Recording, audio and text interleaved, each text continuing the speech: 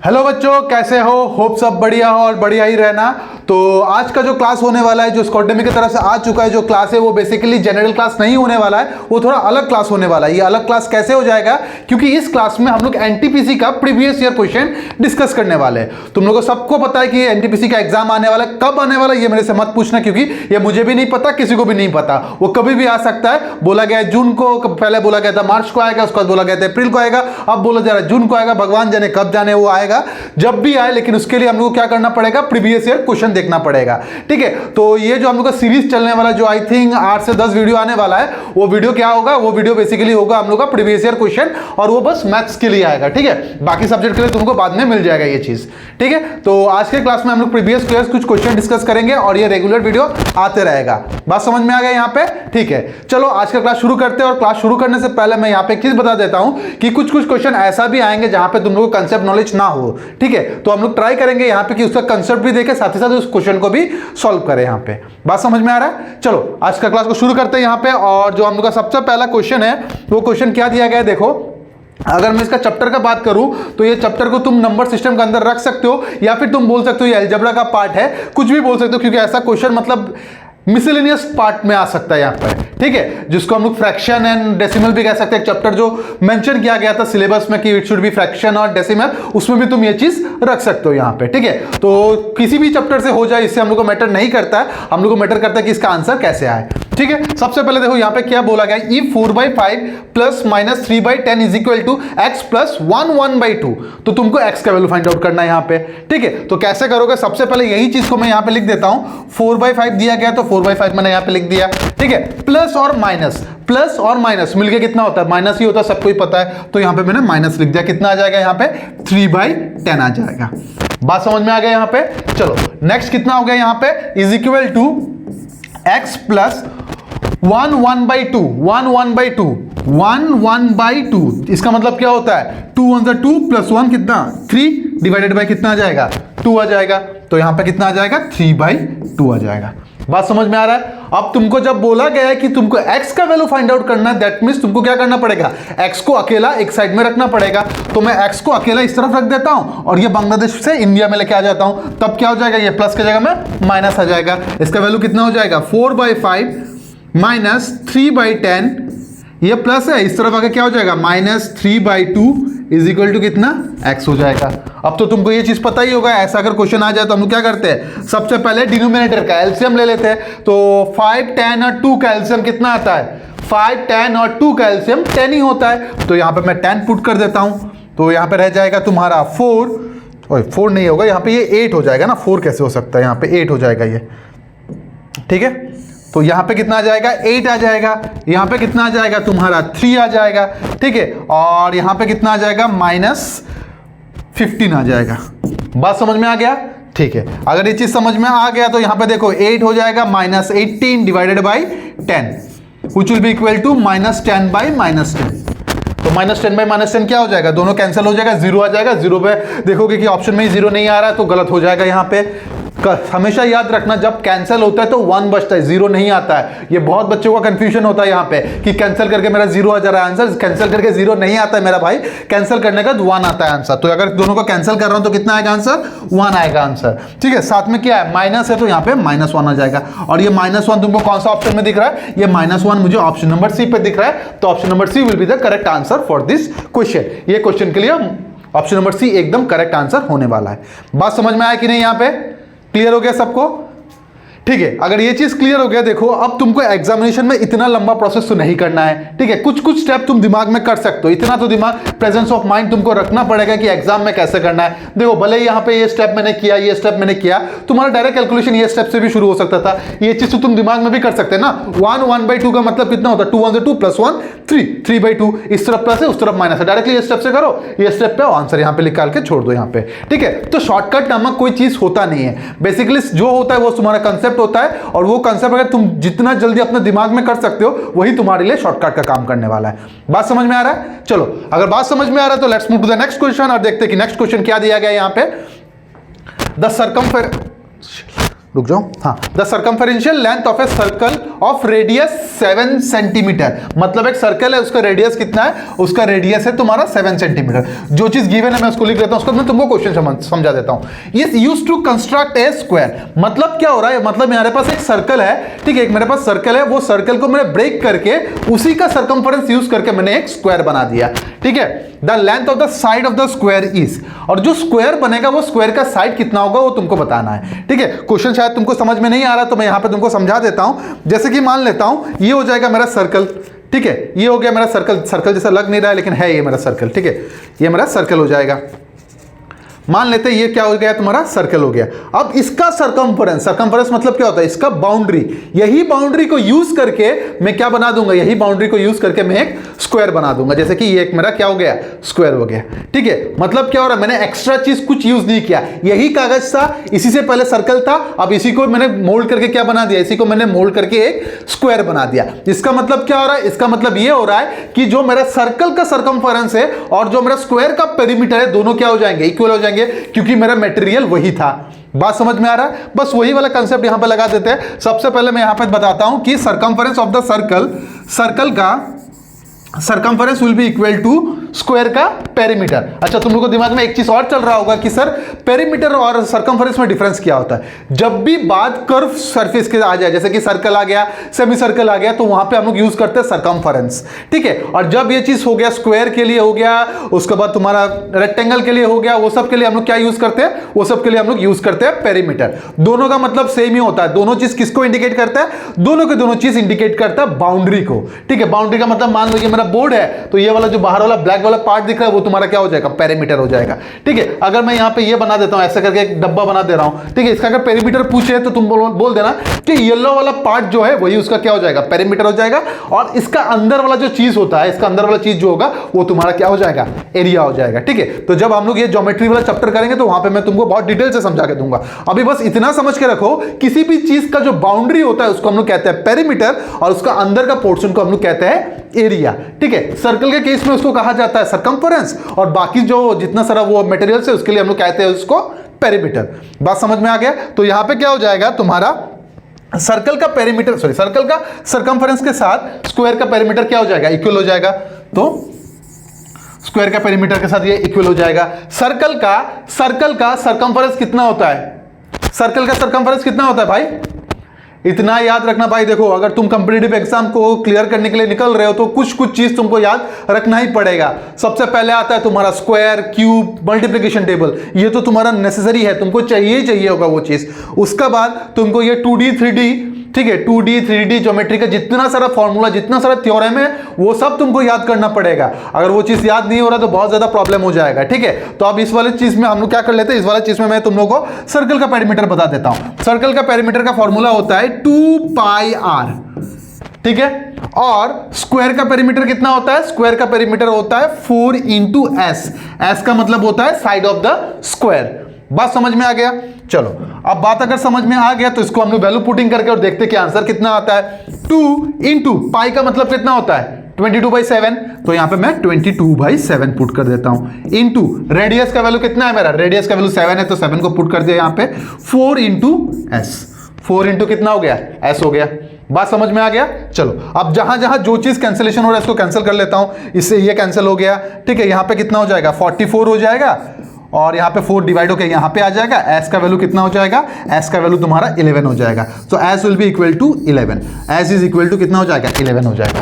बात समझ में आ रहा है, s इज इक्वल टू 11 हो जाएगा। मतलब क्या हो रहा है, वो जो स्क्वायर का साइड है वो कितना हो जाएगा, वो तुम्हारा 11 हो जाएगा। और ये तुमको कौन सा ऑप्शन में दिख रहा है, ये तुमको ऑप्शन नंबर बी पे दिख रहा है। तो option number B will be the correct answer for this question. ये क्वेश्चन के लिए ऑप्शन नंबर बी एकदम करेक्ट आंसर होने वाला है। बात समझ में आया कि नहीं, यहां पे सबको क्लियर हो गया। चलो, इसी क्वेश्चन को मैं थोड़ा मॉडिफाई करके तुमको समझाता हूं, ठीक है। मान लो सब कुछ दे दिया गया, और क्वेश्चन में पूछ दिया गया find the area of the square,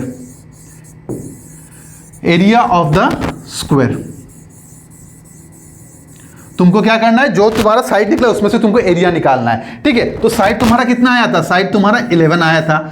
अगर तुमको एरिया बोला गया तो तुमको एरिया का फॉर्मूला आना चाहिए। तो स्क्वायर का एरिया का फॉर्मूला क्या होता है, स्क्वायर का एरिया का फॉर्मूला इज इक्वल टू कितना होता है, साइड इंटू साइड, और it can be written as side square, और इसको हम लोग साइड स्क्वायर भी कह सकते हैं। तो इस केस में कितना हो जाएगा, 11 into 11 which is equal to कितना, 121 सेंटीमीटर स्क्वायर। ये हो जाता है तुम्हारा आंसर। मतलब क्या हो रहा है, कंसेप्ट वही लगता, लेकिन क्वेश्चन का पूछने का तरीका अलग अलग हो जाता।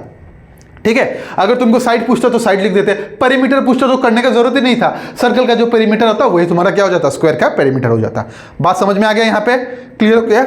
चलो अगर ये चीज क्लियर हो गया, let's move to the next question और देखते हैं कि नेक्स्ट क्वेश्चन में क्या बोला गया है यहाँ पे।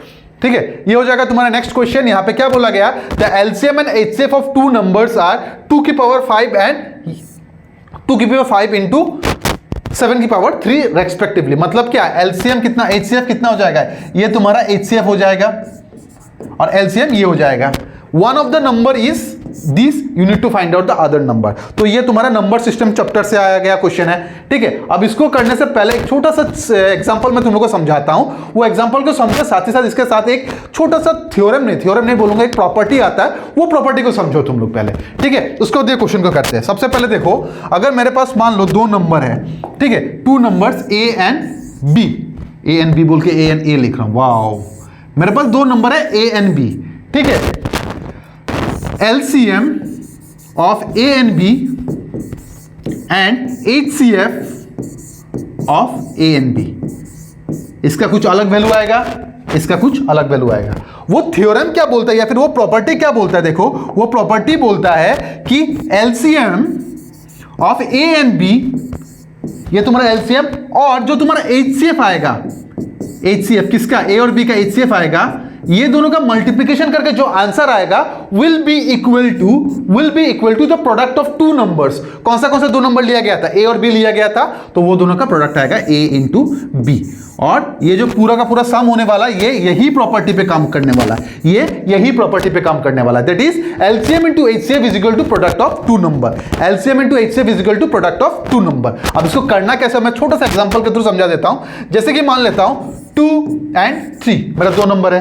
2 and 3 का एलसीएम कितना होता है, 2 and 3 का एलसीएम कितना होता है भाई, सीधा सा बात है, इन दोनों का एलसीएम हो जाएगा 6, और इनका एचसीएफ कितना हो जाएगा, इनका एचसीएफ हो जाएगा तुम्हारा 1। अब अगर ये चीज को मैं वेरीफाई करना चाहता हूं तो कैसे करोगे वेरीफाई, एलसीएम का वैल्यू कितना है 6, मैं यहां पे 6 लिख दिया, इनटू एचसीएफ का वैल्यू कितना है 1, मैंने 1 लिख दिया, आंसर कितना आया 6 आया। बात समझ में आया। उसके बाद क्या हो जाएगा, ए का वैल्यू 2 है, बी का वैल्यू कितना है 3 है, तो ए इंटू बी होगा, तो ए की जगह में कितना 2, बी की जगह में कितना 3, विच इज इक्वल टू कितना 6। बात समझ में आ गया। ये हो गया तुम्हारा 6, ये भी तुम्हारा हो गया 6, 1 दोनों इक्वल। तो यही होता है इसका प्रॉपर्टी, यही होता है प्रॉपर्टी। और प्रॉपर्टी को अच्छे से कॉपी में लिख कर रख देना। और वो प्रॉपर्टी क्या कहता है, वो प्रॉपर्टी कहता है LCM into HCF is equal to product of 2 number. बस वही कंसेप्ट हम लोग यहां पे लगाएंगे और देखेंगे कि इसका आंसर कितना आता है। ठीक है, तो एक एक करके वैल्यू पुट करते हैं। यहां पे सबसे पहले जो चीज दिया गया उसको लिख लेते हैं। एलसीएम कितना दिया गया है मेरा, एलसीएम इज इक्वल टू कितना था भाई, कहां गया एलसीएम, हाँ 2 की पावर 5 इंटू 7 की पावर 3, आई थिंक सो 7 की पावर 3, हाँ, एंड एचसीएफ कितना हो जाएगा, HCF will be equal to कितना 2 की पावर 5, कितना हो जाएगा 2 की पावर 5। याद है ना तुम्हारा property, LCM into HCF is equal to product of 2 number. Product of 2 number में से एक नंबर ऑलरेडी तुमको दे दिया गया, कितना 2 की पावर 7। मान के चलते ए का वैल्यू तुमको दे दिया गया, ए की वैल्यू कितना होगा 2 की पावर 7 हो जाएगा। बात समझ में आ गया यहाँ पे।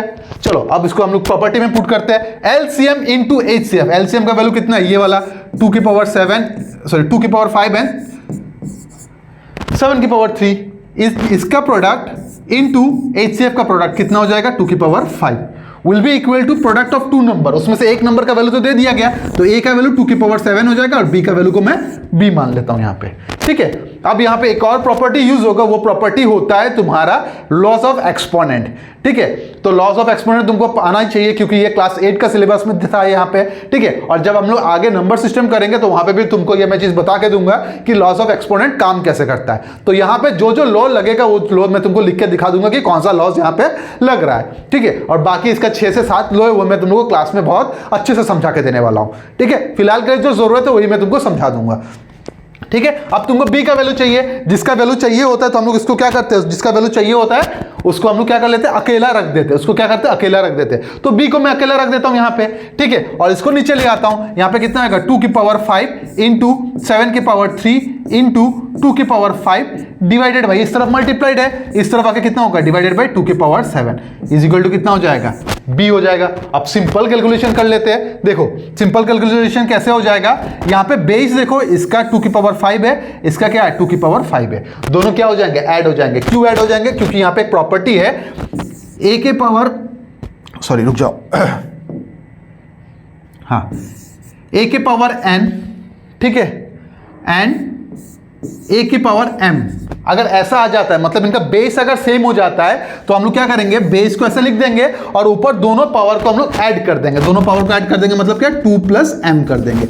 ये होता है तुम्हारा लॉज ऑफ एक्सपोनेंट का जो पार्ट बोल सकते हो या पहला लॉ बोल सकते हो, ये वाला चीज, वही वाला लॉ यहां पे लगाने वाला है। देखो ये दोनों का बेसिस सेम है तो पावर क्या हो जाएगा, पावर मेरा ऐड हो जाएगा। दैट मींस बेस तो मेरा तुम्हारा 2 रहेगा ही रहेगा, 5 प्लस 5 कितना हो जाएगा, 10 हो जाएगा। तो इसका पावर कितना हो गया, 10 इंटू 7 की पावर 3 तो रहेगा यहाँ पे, 7 की पावर 3 लिख दिया मैंने यहाँ पे, डिवाइडेड बाय 2 की पावर 7 हो जाएगा, 2 की पावर 7 हो जाएगा। अब अगर मैं यहाँ पे देखूँ तो मुझे क्लियरली एक चीज दिख रहा है, वो चीज क्या होगा, ये वाला पार्ट का क्या हो रहा है, बेसिस फिर से सेम आ जा रहा है, ठीक है। अब अगर ये बेसिस सेम आ रहा है तो इसके लिए एक और प्रॉपर्टी यूज होता है, वो प्रॉपर्टी क्या होता है, a की power n divided by a की power m will be equal to, इस केस में देखो फिर से बेसिस सेम है, डिवाइड साइन बीच में है और पावर अलग अलग है, उस केस में क्या हो जाएगा, बेस को सेम रख दो एंड पावर को माइनस कर दो, पावर को माइनस कर दो। अब देखो इनको देखो बेसिस सेम आ गया तुम्हारा, ठीक है, तो पावर को हम लोग क्या कर देंगे, माइनस कर देंगे, जिसके कारण 7 की पावर 3 तो रहेगा ही रहेगा अपने जगह में, 7 की पावर 3 तो अपने जगह में रहेगा ही, इनटू 10 में से 7 जाने से बचेगा कितना, 3, तो यहां पे क्या हो जाएगा, 2 की पावर 3 हो जाएगा। दैट मींस तुम्हारा a का वैल्यू कितना हो जाएगा, सॉरी b का वैल्यू कितना हो जाएगा, b का वैल्यू हो जाएगा 2 की पावर 3 इंटू 7 की पावर 3। और ये तुम्हारा कौन सा ऑप्शन में दिख रहा है, ये मुझे ऑप्शन नंबर ए पे दिख रहा है। So option number A will be the correct answer for this question. ये क्वेश्चन के लिए ऑप्शन नंबर ए एकदम करेक्ट आंसर होने वाला है। And I hope it is clear to everyone present here, ठीक है, ये क्वेश्चन सबको क्लियर हो गया। अच्छा, ये क्वेश्चन अगर सबको क्लियर हो गया, मैं यहां पे एक बार फिर से रिवाइज कर देता हूं। यहां पे हम लोग ने कौन सा प्रॉपर्टी हम लोगों ने सीखा। सबसे पहला प्रॉपर्टी हम लोगों ने सीखा LCM into HCF is equal to product of 2 number, ये एक प्रॉपर्टी हो जाएगा। दूसरा लॉज ऑफ एक्सपोनेंट का 2 लॉ हम लोगों ने सीखा। सबसे पहला लॉ क्या होता है, अगर बीच में मल्टीप्लिकेशन साइन हो रहा है, बेसिस अगर सेम है, बेस अगर सेम है, ठीक है, पावर अगर डिफरेंट है, तो हम लोग क्या कर सकते हैं, पावर को एड अप कर सकते हैं, जैसे कि यहां पे। एंड दूसरा हम लोग क्या सीखे, दूसरा हम लोग सीखे कि बेसिस अगर सेम है, एक्स पावर अगर डिफरेंट है और बीच में डिवाइड साइन है, तो पावर क्या हो जाता है, पावर तुम्हारा सब्ट्रैक्ट हो जाता है। तो ये 3 जो हम लोग का था कंसेप्ट, वही कंसेप्ट से ये सम हम लोग बनाएंगे यहां पे। बात समझ में आ रहा है। और ये पूरा सम का जो स्टार कंसेप्ट होने वाला है, ये पूरा सम का जो स्टार कंसेप्ट होने वाला है, ये होगा ये वाला कंसेप्ट। तो इसको अपना कॉपी पे नोट डाउन करके लिख लो। और नंबर सिस्टम में इसको हम लोग बहुत अच्छे से, बहुत डीपली पढ़ने वाला है, ठीक है। चलो, अगर ये चीज हो गया तो let's move to the next question. और ये क्वेश्चन है क्या भाई, तो क्वेश्चन देख के तुम्हारा आंसर, यहां पे बोला गया तुमको x का वैल्यू फाइंड आउट करना है, जबकि x square is equal to क्या दिया गया, x square is equal to root over of 1296 दिया गया है, ठीक है, 1296 दे दिया गया यहां पे।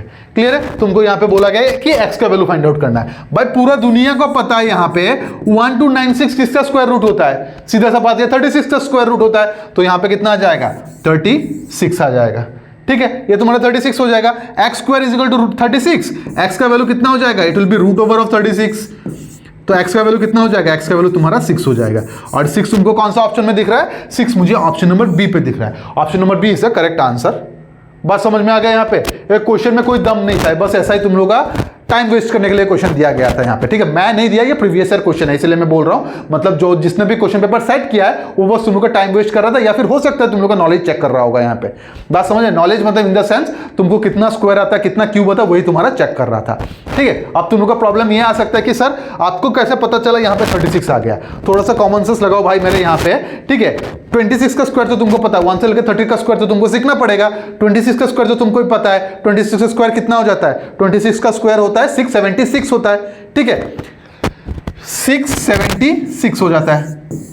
26 का स्क्वायर, ठीक है। नेक्स्ट क्या आ सकता है, नेक्स्ट हम लोग का 6 चाहिए पीछे, और 6 किस में आ सकता है, जिसके यूनिट डिजिट में 6 आता हो, ठीक है, या फिर 4 आता हो। 34 में नहीं हो सकता है क्योंकि ये ज्यादा छोटा हो जाएगा। हम लोग को क्या चाहिए, नेक्स्ट वैल्यू चाहिए, और नेक्स्ट वैल्यू कौन सा आ सकता है, नेक्स्ट वैल्यू मेरा 36 ही आ सकता है। दैट्स व्हाई मैंने यहाँ पे 36 ले लिया। बेसिकली तुमको याद तो होना चाहिए, बट अगर याद नहीं है तो तुक्का मारने का आइडिया मैं बता रहा हूँ कि तुक्का कैसे मार सकते हो। बात समझ में आ रहा है, क्लियर है। क्योंकि 34 अगर लेते हैं यहाँ पे 34 अगर लेते तो x square is equal to 34 होता है, रूट ओवर ऑफ 34। आंसर तुम्हारा रूट में आता है, ऑप्शन में तो रूट है ही नहीं। दैट मींस नेक्स्ट वैल्यू क्या होना चाहिए, 36 ही होना चाहिए, तो 36 ही होगा यहाँ पे आंसर। बात समझ में आ गया, क्लियर हो गया। चलो मैं तुमको कंसेप्ट के साथ साथ तुक्का कैसे मारते हैं वो भी समझा रहा हूँ। अब ये तुक्का मारना समझाने का मतलब ये नहीं कि तुम एग्जाम में सब में तुक्का मार के आ जाओ, ठीक है। तुक्का मारना मैं इसीलिए समझा रहा हूँ कि मान लो कभी एग्जाम में टाइम बहुत ज्यादा कम हो जा रहा है, बहुत ज्यादा कम हो जा रहा है, तब क्या काम आएगा, तब यही वाला स्किल काम आएगा। इसको तुक्का मारना नहीं कहते, इसको स्किल कहते हैं। तो यही स्किल तुम्हारा काम आएगा जहां पे तुम लोग का करेक्ट होने का चांसेस बहुत ज्यादा बढ़ जाएगा। बात समझ में आ गया। चलो अगर ये चीज समझ में आ गया, let's move to the next question और देखते हैं कि नेक्स्ट क्वेश्चन क्या है। Bijit purchased an article for 800 and sold the article such that he gains 20% of the selling price. Question में ट्विस्ट आ गया, the selling price of the article is, ठीक है। मैंने तुम लोग को जो प्रॉफिट एंड लॉस पढ़ाया था वहां पे मैंने एक स्टेटमेंट तुम लोग को लिखाया था, बहुत अच्छे से मैंने तुमको एक स्टेटमेंट लिखाया था। वो स्टेटमेंट क्या था, वो स्टेटमेंट था जब भी तुम्हारा प्रॉफिट हो या फिर लॉस हो, it is always calculated on CP, वो हमेशा कॉस्ट प्राइस से कैलकुलेट किया जाता था। लेकिन यहां पे क्या बोल दिया, जो 20% आया ना वो तुम्हारा सेलिंग प्राइस से आया। किससे आया, सेलिंग प्राइस में आया। मतलब इस केस में, स्पेशली ये केस में क्या किया गया, डिनोमिनेटर में सेलिंग प्राइस को पुट किया गया। अब ऐसा अगर क्वेश्चन एग्जाम में दे दे तो कैसे किया जाता है वो देखो। सबसे पहले अपने दिमाग को ठंडा करो और जो परसेंटेज वैल्यू दिया गया उसको यहां पे लिख दो। 20% दे दिया गया, 20% का फ्रैक्शनल वैल्यू कितना होता है भाई मेरे, 20% का फ्रैक्शनल वैल्यू तुम्हारा 1/5 होता है, ठीक है। बेसिकली क्या होता है, अगर ये 20% ऑन सीपी होता तो नीचे वाला वैल्यू तुम्हारा सीपी होता, लेकिन ये तुम्हारा किस पे था, ये तुम्हारा सेलिंग प्राइस पे था, तो नीचे वाला वैल्यू क्या हो जाएगा, नीचे वाला वैल्यू तुम्हारा सेलिंग प्राइस हो जाएगा। ये क्या हो जाएगा, तुम्हारा सेलिंग प्राइस, ठीक है। और ये ऊपर वाला वैल्यू क्या इंडिकेट करेगा, ये हमेशा तुम्हारा प्रॉफिट को इंडिकेट करता है। ये क्या हो जाएगा, तुम्हारा प्रॉफिट हो जाएगा। अब अगर मैं यहां पे लिखता हूं सेलिंग प्राइस कितना हो जाएगा, सेलिंग प्राइस तुम्हारा 5 हो जाएगा, जबकि यहां पे प्रॉफिट हो रहा है, सीपी शुड बी स्मॉलर। और सीपी को अगर छोटा करने जाऊं तो क्या हो जाएगा, यहां पे 4 आ जाएगा, क्योंकि 5 - 1 करने से कितना आ जा रहा है, 4 आ जा रहा है। बात समझ में आ गया, यहां पे क्लियर हो गया। अभी किसी को इतना डाउट आने लगा कि सर एसपी अगर 5 है, एसपी अगर 5 है तो सीपी तो 6 भी हो सकता था। तो मैंने प्रॉफिट एंड लॉस में तुम लोग को एक कंडीशन भी समझाया था, प्रॉफिट के लिए एसपी शुड बी ग्रेटर। तो 5 है तो जो सीपी आएगा वो एसपी से छोटा ही आना पड़ेगा। दैट्स व्हाई मैंने वहां पे -1 किया, ना कि +1 किया। बात समझ में आ गया। तो सीपी का वैल्यू यहां पे आ गया। अब तुमको क्या चाहिए, अब तुमको यहां पे सेलिंग प्राइस चाहिए। लेकिन क्वेश्चन में क्या दिया, परचेज्ड फॉर 800 में उसको परचेज किया गया। परचेज किया गया मतलब क्या हो रहा है, वो तुम्हारा कॉस्ट प्राइस का वैल्यू दे दिया गया। कैश का वैल्यू दे दिया गया, कॉस्ट प्राइस का वैल्यू दे दिया गया। तो सीधा सीधा जो वैल्यू गिवन रहेगा उसको उसी से डिवाइड कर दो। गिवन क्या है, 800 क्या है तुम्हारा सीपी का वैल्यू, तो सीपी से इसको डिवाइड कर दो। फाइंड आउट करने के लिए क्या बोला गया, फाइंड आउट करने के लिए सेलिंग प्राइस बोला गया, तो सेलिंग प्राइस इसको मल्टीप्लाई कर दो। बात समझ में आ गया। बस सिंपल कैंसिलेशन करो, कितना टाइम्स में जाएगा, ये 200 और यहाँ पे कितना आ जाएगा 1000। और ये 1000 कौन सा ऑप्शन में दिख रहा है, 1000 मुझे ऑप्शन नंबर डी पे दिख रहा है। Option number D is the correct answer for this question. ये क्वेश्चन के लिए ऑप्शन नंबर डी एकदम करेक्ट आंसर होने वाला है। बात समझ में आ गया, यहाँ पे क्लियर हो गया सबको, ठीक है। अब यहाँ पे एक बार देख लेते हैं कि कंसेप्ट क्या लगा था। यहाँ पे कंसेप्ट यहाँ पे लगा था प्रॉफिट परसेंटेज या फिर लॉस परसेंटेज का कंसेप्ट। बेसिकली प्रॉफिट या लॉस परसेंटेज हम लोग को सीपी पे कैलकुलेट किया जाता है, बट इस क्वेश्चन में स्पेशली तुम लोगों के लिए यहाँ पे बोला गया कि वो सेलिंग प्राइस में कैलकुलेट किया गया, ठीक है। कैलकुलेट किया सेलिंग प्राइस में, जिसके कारण मैंने को जो नीचे डिनोमिनेटर आएगा वो तुम्हारा सेलिंग प्राइस आएगा। उसके बाद according to your common sense, according to your concept, तुम यहाँ पे वैल्यू पुटिंग करके आंसर निकाल सकते हो। बात समझ में आ गया। तो इसीलिए मैं बार बार बोलता हूं, हमेशा बोलता हूं, आगे भी बोलता रहूंगा कि जब भी क्वेश्चन पढ़ो बहुत ध्यान से पढ़ना। ये नहीं कि बस सोल्यूशन के पीछे भागे जा रहे हो। कभी कभार ऐसा भी होता है जहां पे पेन उठाने का जरूरत भी नहीं होता है, देख के ही तुम्हारा आंसर आ जाएगा यहाँ पे।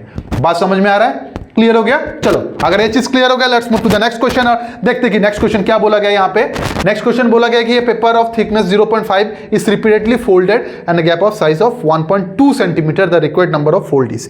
मैं क्वेश्चन समझा के दे रहा हूं यहाँ पे, ठीक है। एक क्वेश्चन मैं तुम लोगों को समझाता हूं, मैं पेपर लेता हूं। यहाँ पे देखो, ये हो गया मेरा पेपर, ठीक है, ये जो थिकनेस है ये 1.5 है, इसको मैंने फोल्ड किया, ठीक है। फोल्ड करने के बाद कितना बन गया यहाँ पे 1 mm, क्योंकि 0.5 mm मिलके कितना हो रहा है 1 mm हो रहा है। अब यहाँ पे भी 1 mm है, यहाँ पे भी 1 mm है, इसको मैंने फिर से फोल्ड किया, करने के बाद कितना, ये 1 mm था, ये 1 mm का कितना हो गया 2 mm। तो इस तरफ अगर 2 mm हो रहा है तो इस तरफ भी 2 mm होगा। अभी अगर मैं इसको फिर से फोल्ड करता हूँ तो ये 2 mm, ये 2 mm मिलके कितना हो जा रहा है 4 mm हो जा रहा है, ठीक है। तो इधर 4 mm, इधर भी 4 mm। फिर से अगर मैं इसको फोल्ड कर देता हूं तो यहाँ पे 4 mm, यहाँ पे 4 mm मिलके कितना हो रहा है 8 mm। मतलब क्या हो रहा है, ये हर बार क्या होते जा रहा है, डबल होते जा रहा है। तो डबल होते होते तुमको इसको इतना थिकनेस बनाना है कि उसका थिकनेस कितना आ जाए 1 ओके, रुक जाओ 2 मिनट रुक जाओ।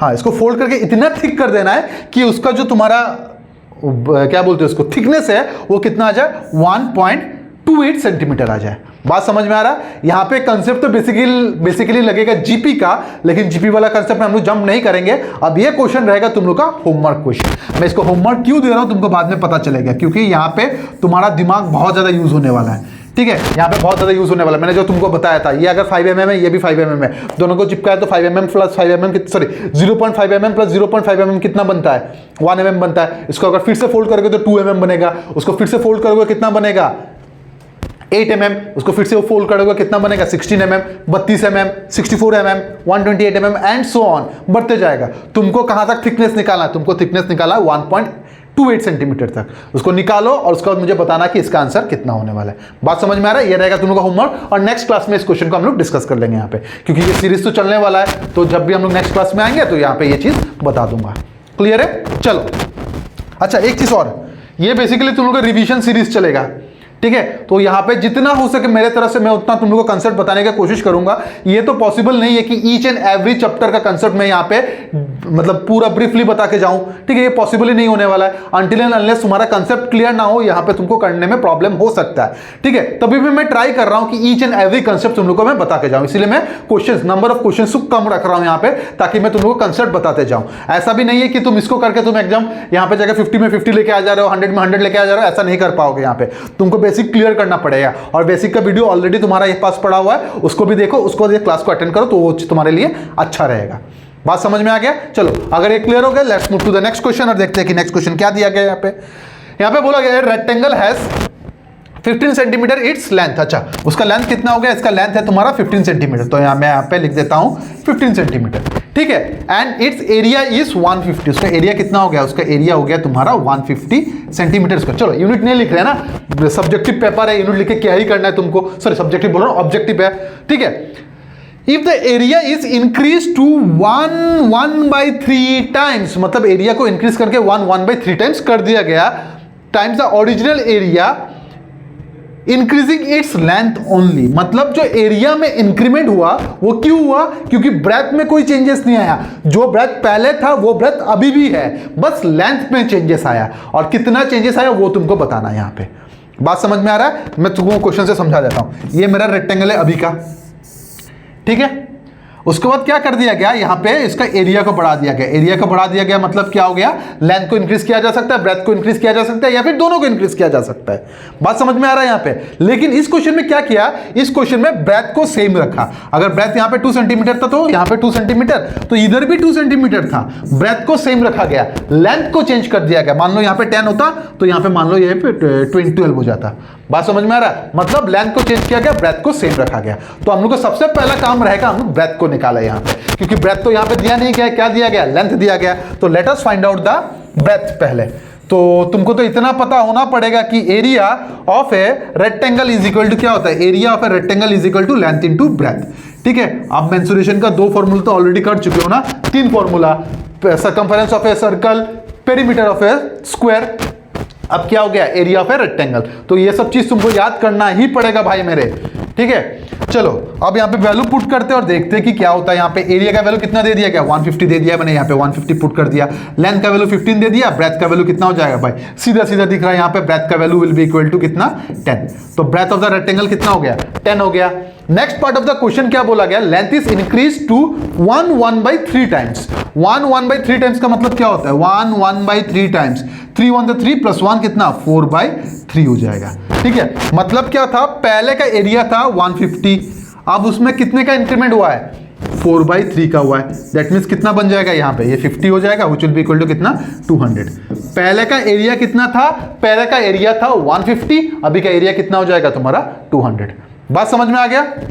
चलो अभी बात अगर तुमको समझ में आ गया तो नया area will be equal to, फिर से लेंथ इंटू ब्रेथ होगा, ठीक है, लेंथ इंटू ब्रेथ हो जाएगा। अब तुम्हारा दिमाग में एक ट्यूबलाइट जलना चाहिए। वो ट्यूबलाइट क्या होगा कि सर क्वेश्चन में बोला गया बस लेंथ को इंक्रीज किया गया, ब्रेथ तो सेम ही रहेगा। तो ब्रेथ का वैल्यू तुम्हारा कितना आया था, 10 आया था, तो ब्रेथ के जगह में कितना पुट कर दोगे, ब्रेथ के जगह में तुम 10 पुट कर दो और लेंथ के जगह में तुम L ही रहने दो, क्योंकि लेंथ चेंज हुआ है, ब्रेथ चेंज नहीं हुआ है, ठीक है। अब यहाँ पे L will be equal to कितना, 200 divided by 10 which is equal to कितना, 20। लेंथ का वैल्यू कितना आ जाएगा, 20। मतलब अभी जो नया रेक्टेंगल बनेगा उसका लेंथ कितना रहेगा, उसका लेंथ तुम्हारा रहेगा लेंथ रहेगा तुम्हारा 20 और ब्रेथ कितना हो जाएगा 10। और पहले वाला रेक्टेंगल में क्या था, लेंथ तुम्हारा था 15 और ब्रेथ कितना था, वो पहले से ही 10 ही था, क्योंकि ब्रेथ को चेंज नहीं किया गया। तो लेंथ 20 कहां दिख रहा है, 20 क्यों नहीं दिख रहा है, अच्छा पेरीमीटर, सॉरी यहां पे बोला गया पेरीमीटर ऑफ द रेक्टेंगल निकालने के लिए, ठीक है। तो अब तुम लोग को दूसरा फॉर्मूला यहां पे यूज हो जाएगा, that is perimeter of a rectangle is equal to, क्या होता है, perimeter of a rectangle is equal to 2x length plus breadth, ठीक है। 2x लेंथ का वैल्यू कितना मिला था 20, ब्रेथ का वैल्यू कितना था तुम्हारा, देख लेते एक बार, गलती हो जाएगा नहीं तो, ब्रेथ का 10, ये 20, ठीक है, which will be equal to कितना 2 × 30 व्हिच इज इक्वल टू कितना 60, ठीक है। तो ये हो जाएगा तुम्हारा पेरीमीटर का फॉर्मूला। और 60 तुम्हारा कौन सा ऑप्शन में दिख रहा है, 60 मुझे ऑप्शन नंबर बी पे दिख रहा है। So option number B will be the correct answer for this question. ये क्वेश्चन के लिए ऑप्शन नंबर बी एकदम करेक्ट आंसर होने वाला है, ठीक है। And I hope this question is clear to everyone present here, ठीक है। अगर ये क्वेश्चन तुमको समझ में आ गया तो हम लोग एक बार बस समराइज कर लेते कि क्या क्या चीज हम लोग ने यहाँ पे सीखने को मिला, ठीक है। सबसे पहला चीज जो सीखने को मिला हम लोग को वो था हम लोग का पेरीमीटर ऑफ ए रेक्टेंगल। दूसरा चीज जो हम लोग को सीखने को मिला वो हम लोग को मिला एरिया ऑफ ए रेक्टेंगल। मतलब दो फॉर्मूला हम लोग को सीखने को मिल रहा है। अगर मैं पूरा का क्लास का बात करूं अभी, चलो क्लास के बाद इसको डिस्कस कर लेते हैं, ठीक है। अभी ये सब डिस्कस नहीं करते, क्लास के बाद हम लोग देखेंगे कि हम लोग ने ज्योमेट्री का कितना सारा फॉर्मूला यहाँ पे याद हो गया। बात समझ में आ गया? चलो अगर ये चीज समझ में आ गया, let's move to the next question और देखते हैं कि नेक्स्ट क्वेश्चन क्या बोला गया यहाँ पे। Which of the following is a factor of the polynomial, ये वाला, ठीक है। अब इसको करने का 2-3 तरीका होता है, मैं यहाँ पे दोनों तरीका बता देता हूँ, उसके बाद तुम लोग को जो मर्जी आए वो कर लेना, ठीक है। तुम लोग ने मिडिल टर्म फैक्टराइजेशन का नाम सुना होगा, अब मत बोलना नहीं सुना होगा, क्लास 6 में किया होगा मिडिल टर्म फैक्टराइजेशन, ठीक है। मिडिल टर्म फैक्टराइजेशन मतलब क्या होता है, जो वैल्यू दिया गया है that is x² minus x minus कितना है 2 है, ठीक है। मिडिल टर्म फैक्टराइजेशन का मतलब होता है बीच का वैल्यू को ब्रेक करना, ठीक है, बीच का वैल्यू को ब्रेक करना। दैट मीन्स यहाँ पे उसको इस तरीके से ब्रेक करना है। तो यहाँ पे कितना है -x है ना, एक काम कर लेता हूँ यहाँ पे +x माइनस 2x कर लेता हूँ -2। अब ये वाला वैल्यू को देखो तुम अच्छे से, अगर ये वाला चीज को तुम देखोगे, इसको अगर मैं सिंप्लीफाई करता हूं तो मेरा आंसर देखो घूम फिर के x ही आ जा रहा है। तो इसको इस तरीके से ब्रेक करना होता है, ठीक है। अगर मैं इसको ब्रेक कर दिया हूं, अब देखो क्या करता हूं, मैं कॉमन ले लेता हूं, ये दोनों में कॉमन लेना, ये दोनों में मुझे कॉमन लेना है। अगर ये दोनों में कॉमन लेता हूं तो x मेरा कॉमन आ जाएगा, बचेगा कितना x + 1 बच जाएगा, ठीक है। अगर मैं वहां से देखता हूं तो कितना कॉमन आएगा, -2 कॉमन आएगा, रहेगा कितना x + 1 आएगा, जिसके कारण यहां पे कितना बनेगा x - 2 बनेगा और यहां पे कितना आएगा x + 1 आएगा। बात समझ में आ रहा है? That means this two are the factor of the given polynomial. मतलब ये दोनों क्या हो जाएगा, ये दोनों तुम्हारा गिवन पॉलिनोमियल का फैक्टर बन जाएगा, ठीक है। अब ऑप्शन में देखो, जहां पे ये दोनों में से कोई दिखे उस पर टिक कर देना। देखो यहाँ पे कौन सा दिख रहा है, मुझे तो दिख गया भाई यहाँ पे x - 2, क्योंकि यहाँ पे भी x - 2 तो ये भी तुम्हारा x - 2 है और यही तुम्हारा क्या हो जाएगा, करेक्ट आंसर हो जाएगा, ठीक है। अगर यहाँ पे x + 1 होता तो x + 1 भी तुम्हारा करेक्ट आंसर हो जाता। ऐसा नहीं कि दोनों के दोनों दे देता, यहाँ पे दोनों में से एक ही देता है यहाँ पे, ठीक है, वही तुम्हारा क्या हो जाता, करेक्ट आंसर हो जाता, ठीक है। अब तुम लोग बोलोगे सर नहीं सर ये मिडिल टर्म फैक्टराइजेशन नहीं करना है, बहुत फालतू चीज है, नहीं करना, हम लोग को दूसरा तरीके से दिखाओ, हम लोग दूसरा तरीके से करना चाहते हैं, तो मैं तुमको दूसरा तरीके से दिखा देता हूँ। कैसे, वो ऑप्शन का यूज करना पड़ेगा। सबसे पहले यहाँ पे वैल्यू लिखो, x² माइनस x माइनस कितना था 2 था, लिख दो यहाँ पे। अब देखो यहाँ पे क्या दिया गया है, x -4 दिया गया है ना, तो इसी कारण हम लोग यहाँ पे क्या कर देंगे, हम लोग लिख देंगे x = 4। माइनस होगा तो x का वैल्यू कितना हो जाएगा, 4 आएगा। इसको यहाँ पे पुट करो, 4 का स्क्वायर कितना हो जाएगा 16 -4 -2 कितना हो जाएगा यहाँ पे 16 - 6 which is equal to 10। ये नहीं होगा, ठीक है। कब होगा, जब यहाँ पे 0 आ जाए तब हो जाएगा वैल्यू। नेक्स्ट देखो यहाँ पे x प्लस 5 है ना, तो x का वैल्यू कितना हो जाएगा, x का वैल्यू तुम्हारा -5 हो जाएगा। ठीक है, अब वैल्यू पुटिंग करो यहाँ पे कितना हो जाएगा, 25 हो जाएगा, क्योंकि -5 का स्क्वायर तो 25 ही होता है। यहाँ पे -5 मिलकर कितना होगा, +5 हो जाएगा, -2 हो जाएगा। 30 - 2 कितना हो जाता है, 28। देखो भाई यहाँ पे भी तुम्हारा 0 नहीं आया। ठीक है, 0 आया, नहीं आया। अब इस केस में आते हैं, इस केस में देखो x का वैल्यू कितना आएगा, -2 दिया गया, दैट मीन्स x का वैल्यू कितना हो जाएगा, 2 हो जाएगा। वैल्यू पुटिंग करके देखो यहाँ पे कितना आ रहा है, 2 का स्क्वायर कितना होता है, 4 -2 और यहाँ पे -2। ठीक है, कितना आएगा, 4 - 4, दोनों कैंसिल हो जाएगा, कितना आ जा रहा है, 0 आएगा। और एक बार तुम्हारा 0 आ गया, वही तुम्हारा क्या हो जाएगा, फैक्टर। और यहाँ पे किस पे आया, ऑप्शन नंबर सी पे आया, तो ऑप्शन नंबर सी तुम्हारा करेक्ट आंसर हो जाएगा। ठीक है, ये वाला मेथड थोड़ा लेंदी होता है क्योंकि तुमको ऑप्शन चेक करना पड़ता है। ठीक है, अगर तुम्हारा विजुअलाइजेशन पावर बहुत स्ट्रांग हो रहा है ना, बहुत अच्छे से तुम कर पाओगे, तुमको देख के ही पता चलेगा यही होने वाला है। क्योंकि यहाँ पे 2 पुट करने से 2 कैंसिल होगा, 2 का स्क्वायर कितना हो जा रहा है, 4 हो रहा है, कैंसिल होकर मेरा 0 आ जा रहा है। ठीक है, वो कैसे आएगा, ये एक्यूरेसी आएगा तुम्हारा प्रैक्टिस के साथ। तो जितना प्रैक्टिस करोगे उतना ही तुम्हारे लिए अच्छा रहेगा। ठीक है, और अगर तुमको मिडिल टर्म फैक्टराइजेशन आ रहा है तो इससे बड़ी बात क्या ही हो सकता है। क्लियर हो गया ना? चलो, अगर क्लियर हो गया, let's move to the next question और देखते हैं कि नेक्स्ट क्वेश्चन क्या बोला गया। What is the mean of the data? Mean अब आता है स्टैटिस्टिक का पार्ट। ठीक है, देखो स्टैटिस्टिक इतना है नहीं, चीज इतना टफ है नहीं, तो स्टैटिस्टिक का कुछ इंपॉर्टेंट चीज मैं तुम लोग को बता देता हूं, उसका तुम लोग यहाँ पे मीन पे आ जाएंगे। ठीक है, सबसे पहले देखो स्टैटिस्टिक में 3 चीज होता है। एक होता है तुम्हारा मीन, दूसरा होता है तुम्हारा मीडियन, तीसरा होता है तुम्हारा मोड। मूड नहीं, मोड। ठीक है, अब ये सब का ये जो चीज है, ये तुम्हारा बेसिकली किस चीज का वैल्यू से, ये तुम्हारा स्टैटिस्टिक का टर्म से। अगर मैं इसको अपना देसी लैंग्वेज में समझाऊं तो इसका मतलब क्या होता है, सीधा सा बात भाई, मीन का मतलब क्या होता है, एवरेज। मीन का मतलब क्या होता है, एवरेज। ठीक है, मीडियन का मतलब होता है, मीडियन का मतलब होता है मिडिल मोस्ट वैल्यू, मिडिल का वैल्यू, मिडिल वैल्यू। ठीक है, ये क्या होगा मैं एग्जांपल के थ्रू तुमको समझा दूंगा। ठीक है, ये होगा मिडिल वैल्यू। और मोड क्या हो जाएगा, मैक्सिमम ऑकरिंग, मैक्सिमम ऑकरिंग। ये क्या हो रहा है, मैक्सिमम ऑकरिंग मैं समझा दे रहा हूं, एकदम चिल्ड होकर रहो, मैं समझा रहा हूं। ठीक है, एक डाटा मैं ले लेता हूं, यहां पे स्मॉल डाटा लेता हूं, जैसे कि 1 3 4 2। ठीक है, एक और ले लेता हूं 4। ठीक है, हो गया। अब अगर तुमको यहां पे कोई मीन निकालने के लिए बोले, मीन मतलब क्या होगा, एवरेज निकालने के लिए बोले, तो mean will be equal to क्या हो जाएगा, mean will be equal to ये सबका सम। 4 + 4 कितना हो रहा है, 8, 8 + 2 कितना हो रहा है, 10, 10 + 3 कितना हो रहा है, 13, 13 + 1 कितना, 14। तो सम को यहां पे लिख दो 14 divided by number of observation कितना है, 1 2 3 4 5 डिवाइडेड बाय 5 कितना हो जाएगा, 5 2 = 10, 4 आएगा नीचे 0.08, 2.8। तो ये डाटा का मीन कितना आ जाएगा, ये डाटा का मीन तुम्हारा 2.8 आ जाएगा, जो तुम्हारा क्वेश्चन में पूछा गया। ठीक है, सब्र रखो, अभी मिडिल मोस्ट वैल्यू भी देख लेते हैं। अब बोलोगे सर यहां पे तो मेरे को मिल गया, मिडिल मोस्ट वैल्यू क्या है, 4 है मेरा मिडिल मोस्ट वैल्यू, बस खत्म, आंसर आ गया। तो अगर तुम ऐसा कर रहे हो तो बहुत गलत कर रहे हो। मीडियन निकालने के लिए उसको अरेंज करना पड़ता है, वेदर इंक्रीजिंग या फिर डिक्रीजिंग। एक काम कर लेते हैं हम लोग, इसको क्या करते हैं, इंक्रीजिंग ऑर्डर में वो कर लेते हैं। 1 आएगा, 1 के बाद नेक्स्ट कौन सा वैल्यू आएगा, 2 आएगा, उसके बाद 3 आएगा। ठीक है, उसके बाद एक 4 आएगा, उसके बाद एक और 4 आएगा। ठीक है, अब तुम देखो मिडिल मोस्ट वैल्यू कौन सा बन रहा है, यहां पे कितना है, 2 वैल्यू यहां पे है, 2 वैल्यू यहां पे है, मिडिल मोस्ट वैल्यू कौन सा आ गया, 3 आ गया। तो इस केस का 3 क्या हो जाएगा, मीडियन हो जाएगा। 3 क्या हो जाएगा, मीडियन हो जाएगा। बात समझ में आ गया? ठीक है, अब मोड क्या होता है, मोड का मतलब होता है जो मैक्सिमम बार ऑकर हुआ है। यहां पे नंबर क्या था मेरा, 1 था, 3 था, 4 था, 2 था, 4 था। ठीक है, कौन सा नंबर बार बार रिपीट हो रहा है, सीधा सा बात भाई, मेरे यहां पे 4 बार बार रिपीट हो रहा है, तो ये जो डाटा आएगा, ये डाटा का 4 उसका क्या हो जाएगा, 4 उसका मोड हो जाएगा। बात समझ में आ रहा है? यहां पे मीन का मतलब होता है एवरेज, मीडियन का मतलब होता है मिडिल मोस्ट वैल्यू, और मोड का मतलब होता है जो मैक्सिमम टाइम ऑकर हो रहा है। बात समझ में आ गया? क्लियर हो गया इस चीज सबको?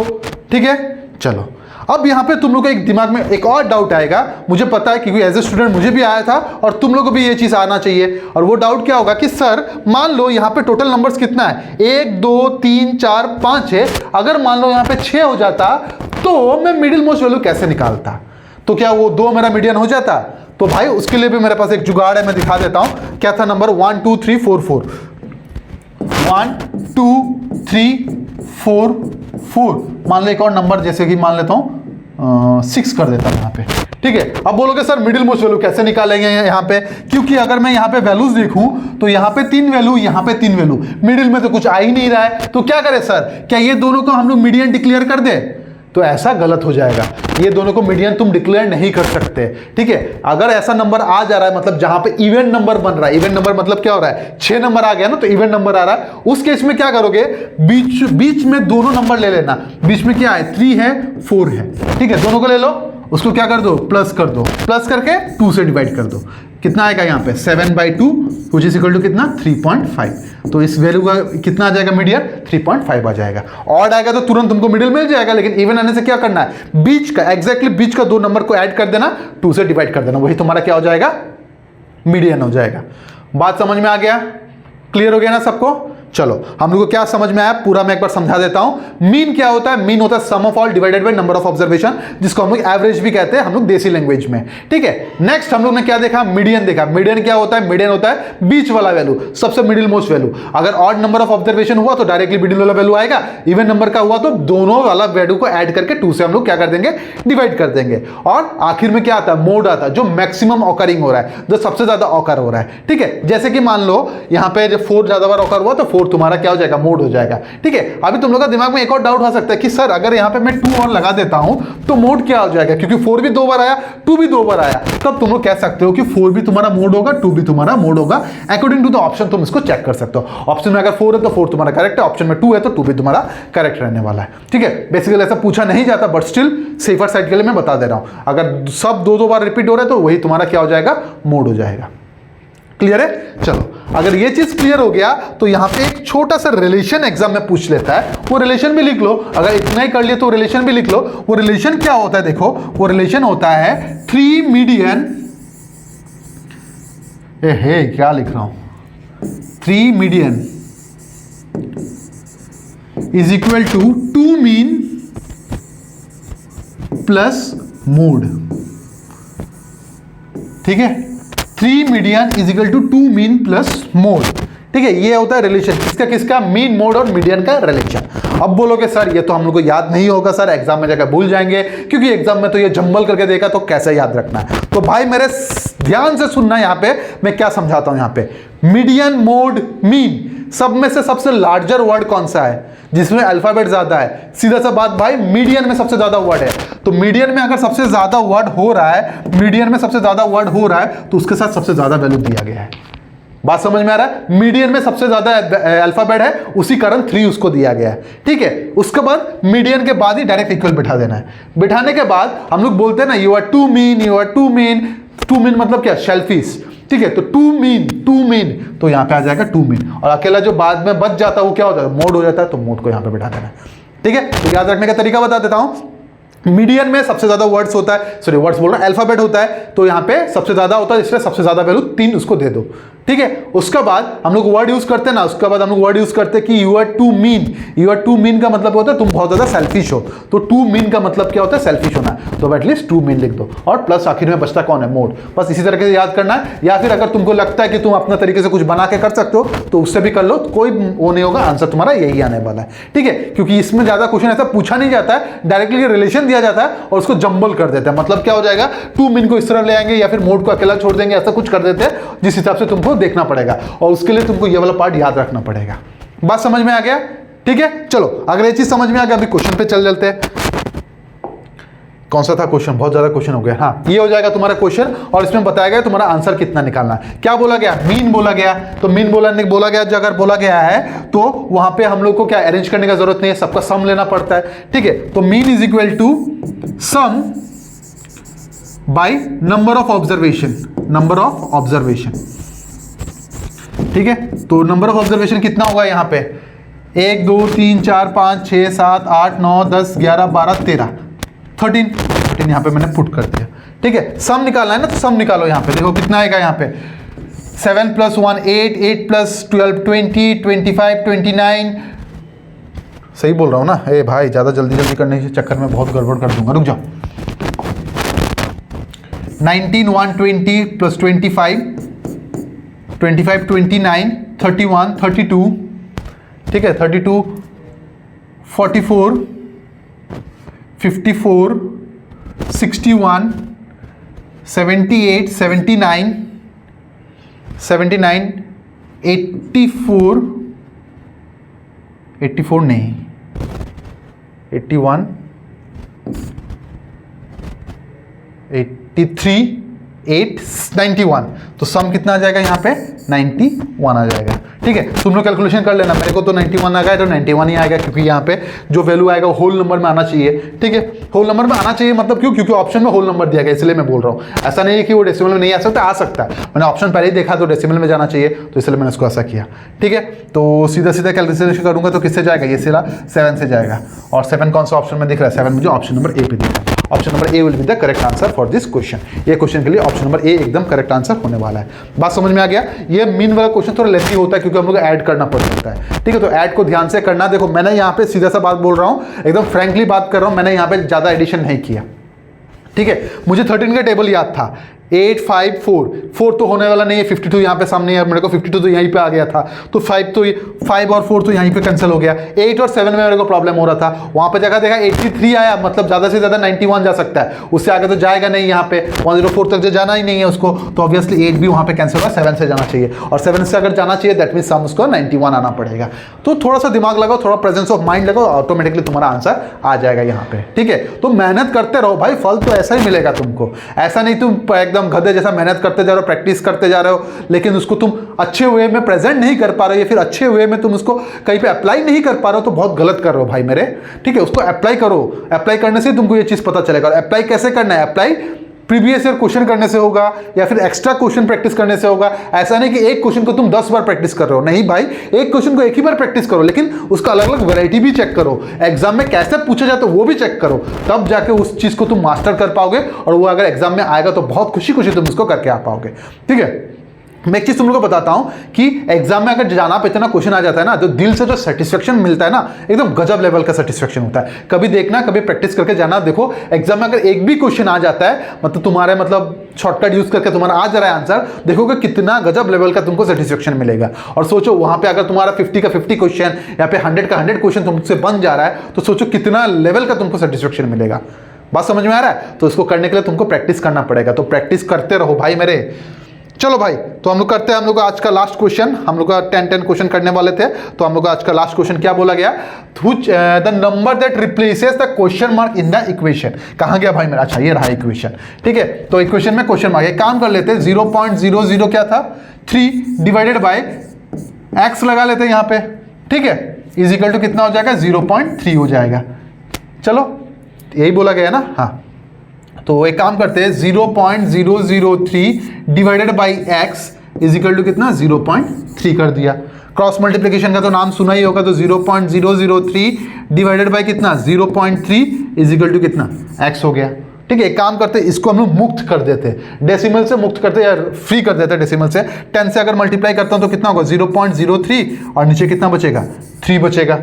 ठीक है, इज इक्वल टू कितना? एक्स। कैंसिलेशन करो तो 0.01 आ जाएगा, तो x का वैल्यू कितना आ जाएगा? x का वैल्यू 0.1 आ जाएगा। ठीक है, अब तुम लोग बोलोगे सर क्वेश्चन में तो x का वैल्यू पूछा ही नहीं गया, तो x का वैल्यू क्यों किया? तो भाई मेरे यहाँ पे क्वेश्चन मार्क दिया गया था, बार बार मैं क्वेश्चन मार्क लिखता तो अच्छा नहीं लगता, तो इसी कारण मैं यहाँ पे x पुट कर दिया। अब बोलोगे सर मुझे तो x एकदम अच्छा नहीं लगता है, मुझे y पुट करना, तो भाई मेरे यहाँ पे 26 अल्फाबेट है, कुछ भी अल्फाबेट पुट कर लो। मेरे को लगा ये यहाँ पे x लगा तो जल्दी आ जाता, तो x पुट कर दिया। अगर तुमको लगता है कि a पुट करने से तुमको सेटिस्फेक्शन मिलता है तो a भी पुट कर लो, तुम्हारा आंसर आ जाएगा यहाँ पे, कोई प्रॉब्लम नहीं होगा। ठीक है, और इसका कौन सा हो जाएगा? ऑप्शन नंबर ए हो जाएगा। Option number A is the correct answer for this question. ये क्वेश्चन के लिए ऑप्शन नंबर ए एकदम करेक्ट आंसर होने वाला है। ठीक है, अब देखो यहाँ पे मैं एक चीज बताता हूं तुम लोगों को, ये जो क्वेश्चन तुमको दिख रहा है ना, ये बहुत आसान क्वेश्चन है। ठीक है, मैक्सिमम बच्चे यहाँ पे जोश में आके होश गवा देंगे, जिसके कारण यहाँ पे गलत हो जाएगा, क्योंकि ऑप्शन अगर देखोगे बहुत क्लोज ऑप्शन है यहाँ पे। ठीक है, तो जब भी ऐसा आसान क्वेश्चन मिले ना, थोड़ा दिमाग ठंडा करके करना है यहाँ पे। बात समझ में आ गया? ठीक है, तो ये था तुम लोग का आज का लास्ट क्वेश्चन, और ये सीरीज तुम लोग का चलता रहेगा जब तक तुम्हारा एनटीपीसी ना हो जाए, और हम लोग ट्राई करेंगे यहाँ पे डेली कुछ ना कुछ एक्स्ट्रा वैरायटी यूज करने के लिए।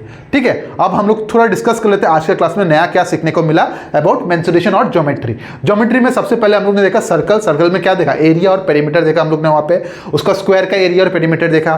ठीक है, नेक्स्ट हम लोग ने क्या देखा? नेक्स्ट हम लोग रेक्टेंगल का एरिया देखा, रेक्टेंगल का पेरीमीटर देखा। एक चीज और हम लोग ने देखा, वो चीज क्या था कि पेरीमीटर क्या होता है। पेरीमीटर बेसिकली उसका बाउंड्री होता है और एरिया क्या होता है, उसका अंदर का चीज होता है। ठीक है, उसके साथ साथ हम लोग ने एक और चीज देखा था, क्या था वो था हम लोग का स्टैटिस्टिक का कुछ फॉर्मूलास। ठीक है, तो फॉर्मूलास के साथ साथ कुछ प्रैक्टिकल मीनिंग्स भी देखे और प्रैक्टिकल क्वेश्चन भी कुछ किया यहाँ पे। ठीक है, तो आज के क्लास के लिए इतना ही रहेगा। तो let's meet in the next class, और ये सीरीज कंटिन्यू रहेगा। तो अगर तुम यहाँ पे सीरीज को ज्वाइन करो तो वो करो, ट्राई करो कि अपने दोस्तों के साथ शेयर करो यहाँ पे। ठीक है, क्योंकि ये चीज तुमको बहुत ज्यादा हेल्प करेगा एग्जामिनेशन में। ठीक है, तो let's end the class here, let's meet in the next session. Till then bye, take care, stay healthy and stay safe. Bye everyone.